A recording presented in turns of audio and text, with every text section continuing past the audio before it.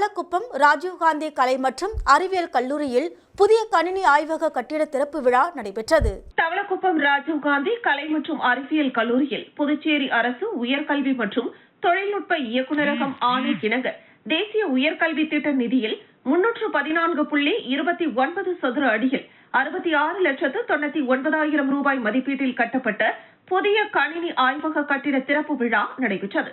இத்திறப்பு விழாவிற்கு புதுச்சேரி மணவெளி தொகுதி சட்டமன்ற உறுப்பினரும் சட்டப்பேரவை தலைவருமான செல்வம், புதுச்சேரி அரசு உள்துறை மற்றும் உயர்கல்வித்துறை அமைச்சர் நமச்சிவாயம் ஆகியோர் கலந்து கொண்டு குத்துவிளக்கேற்றி ஆய்வகத்தை திறந்து வைத்தனர்.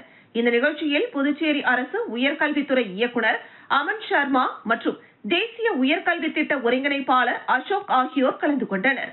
புதிய கணினி ஆய்வக கட்டிட திறப்பு விழா நிகழ்ச்சியில் கல்லூரியின் முதல்வர் முனைவர் ஹென்னா மோனிஷா, கல்வித்துறை இணை இயக்குநர் சிவகாமி, பொதுப்பணித்துறை சிறப்பு கட்டிட கோட்டம் 2 உதவி பொறியாளர் விக்டோரியா, தமிழ்துறை தலைவரும் தேசிய உயர்கல்வி திட்ட ஒருங்கிணைப்பாளருமான முனைவர் உமா, கணிப்பொறித்துறை தலைவர் முனைவர் ஞானாம்பிகை, துறை தலைவர்கள், உதவி பேராசிரியர்கள் மற்றும் அப்பகுதி முக்கிய பிரமுகர்கள் ஞானசேகர், கிருஷ்ணமூர்த்தி, சக்திவேல், மாவட்ட துணைத் தலைவர் மணிகண்டன், ராஜகுரு, ஜெயக்குமார், பழனி, தங்கம் பெருமாள், மணி, நாகமுத்து, சகாயராஜ் மற்றும் அலுவலக ஊழியர்கள், கல்லூரியில் பயிலும் மாணவ மாணவிகள் கலந்து கொண்டனர்.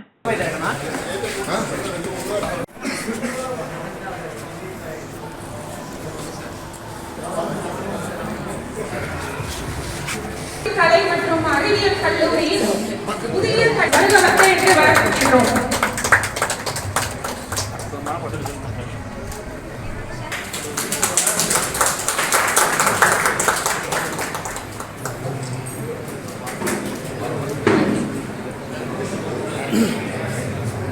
கல்வி அமைச்சர் அவர்களை பொன்னாடை அணிவித்து கௌரவிப்பார்.